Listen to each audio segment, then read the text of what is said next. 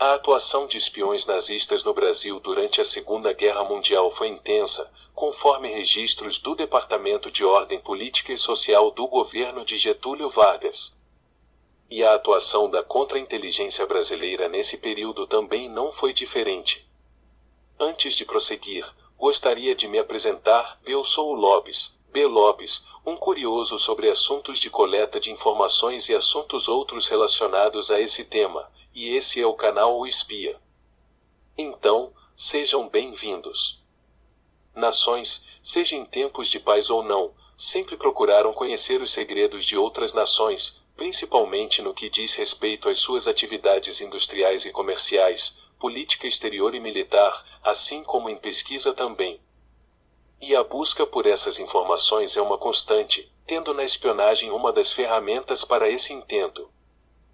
Diante da iminência de uma guerra, a Abwehr, o serviço de inteligência do exército da Alemanha, investiu na criação de uma rede de informações com atuação no exterior.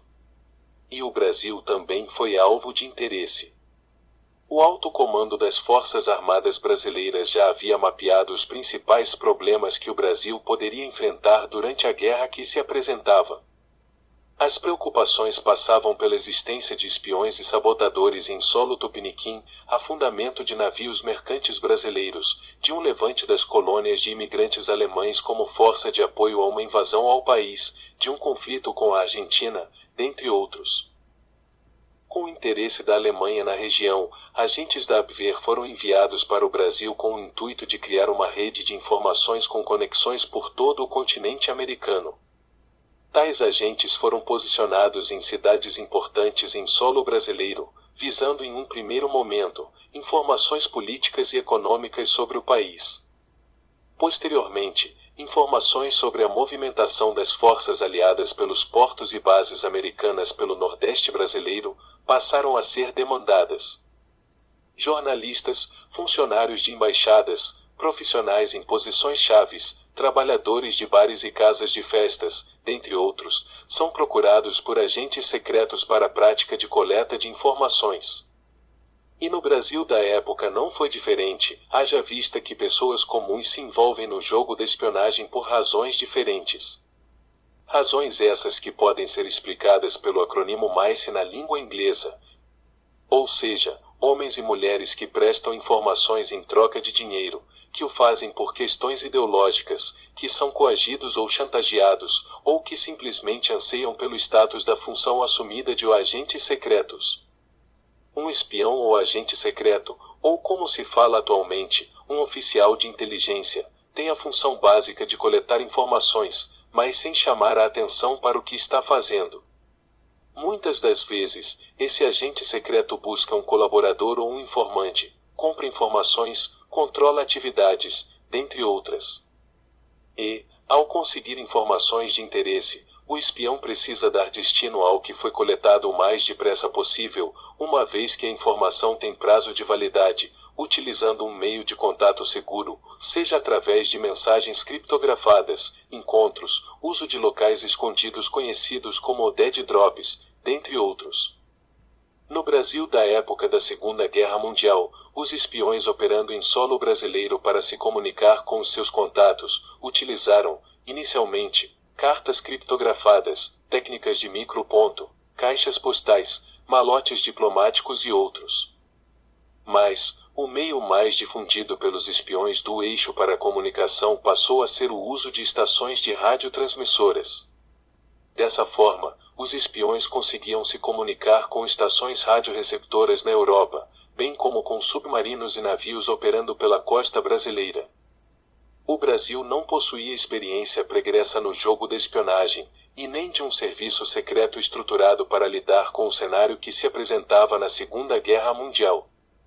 Mas, o país possuía experiência para lidar com subversivos através do Departamento de Ordem Política e Social, e as suas respectivas delegacias especiais de segurança, dentre outros, que faziam um trabalho voltado para a segurança interna do país.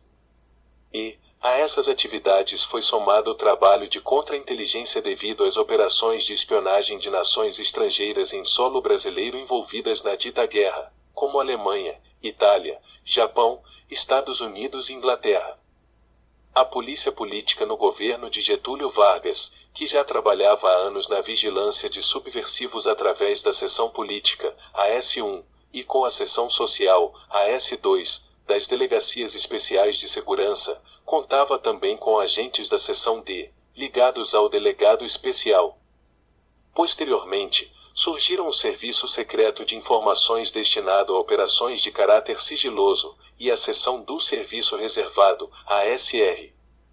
E assim, a contra-inteligência brasileira trabalhava em colaboração com as agências de inteligência dos governos norte-americano e inglês, no monitoramento de pessoas de interesse em solo brasileiro.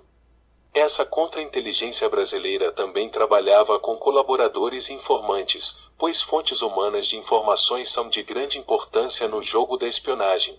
E os dados colhidos visavam manter o DOPS a par das atividades de subversivos, a propaganda, e a espionagem também.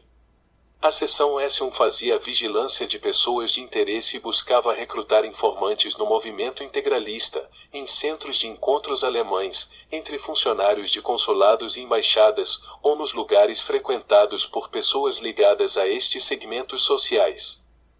A seção S2 trabalhava, principalmente, na vigilância da propaganda comunista no país, na prevenção de atividades grevistas e paralisações, buscando informações em sindicatos, meios estudantis, associações civis, dentre outras.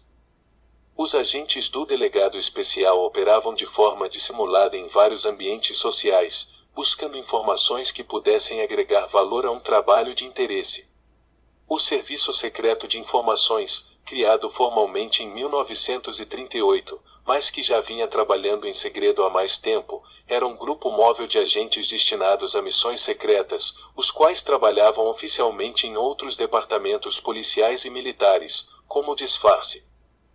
O Serviço Reservado, criado em 1939, era formado por agentes designados da própria Delegacia Especial, os quais possuíam atribuições para o apoio das atividades de coleta de informações, executando operações de segurança do Presidente da República no Brasil e no exterior, assim como operações outras no exterior voltadas para identificar elementos que fossem considerados perigosos, especialmente se brasileiros ou com trânsito pelo país.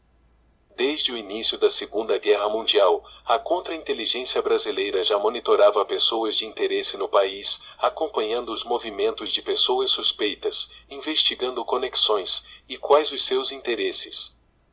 E, a partir de 1942, logo que o governo de Getúlio Vargas cortou relações com o governo da Alemanha, ações diretas foram empregadas no combate à espionagem do eixo no Brasil, conseguindo importantes prisões de espiões e colaboradores.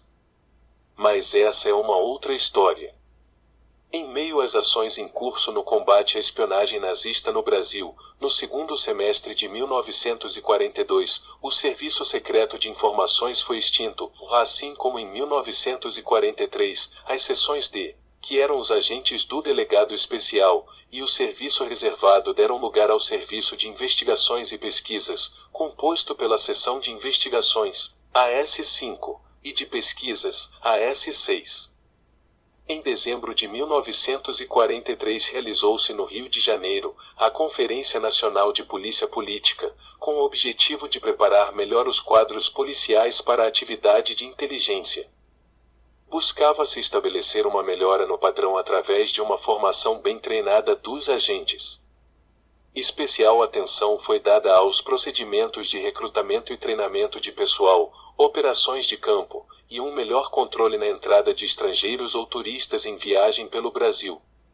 Esta preocupação se justificava na medida em que o país participava da Segunda Guerra Mundial ao lado dos aliados, haja vista a presença de espiões do eixo em território brasileiro. Um dos aspectos menos conhecidos no combate à espionagem nazista em solo brasileiro durante a Segunda Guerra Mundial diz respeito à atuação do Serviço de Monitoramento de Defesa, do Departamento de Correios e Telégrafos, com o apoio da Divisão de Rádio-Inteligência do Exército dos Estados Unidos da América. Esse serviço foi implantado no início de 1942, com postos de monitoramento instalados nas cidades de Belém, Natal, Recife, Belo Horizonte, São Paulo e Porto Alegre, e operava 24 horas por dia, com uma equipe técnica especializada, e com equipamentos de ponta. E o trabalho desempenhado por esse serviço de monitoramento na guerra eletrônica foi de vital importância para a localização e neutralização das transmissões de rádio clandestinas de espiões nazistas no Brasil, contribuindo significativamente no combate das redes de informações de espiões em operação no país. E, com o fim da Segunda Guerra Mundial em 1945, tal serviço foi encerrado. Se considerarmos que o trabalho de espionagem se destina a obter informações relevantes, e da contra-espionagem de combater essa prática, a guerra secreta empreendida pelo Brasil foi bem sucedida, pois até 1942, a contra-inteligência brasileira pôde monitorar com eficácia a atuação de espiões, tanto dos aliados quanto do eixo, em território nacional. Assim, a contra-inteligência brasileira, através dos seus agentes, homens e mulheres, contribuíram no esforço de guerra do Brasil na Segunda Guerra Mundial no que diz respeito ao combate da espionagem estrangeira em solo brasileiro. E hoje, muitos e muitos anos depois, podemos dizer que esses brasileiros, chamados por uns de agentes secretos, mas também podemos chamar de heróis, executaram um trabalho de vital importância para a segurança do país, atuando em meio às sombras e sem o devido reconhecimento, haja visto o sigilo desse trabalho. Eu espero que vocês tenham gostado desse vídeo. Se gostaram, deixem o seu like, assim como comentários. E não se esqueçam de se inscrever no canal.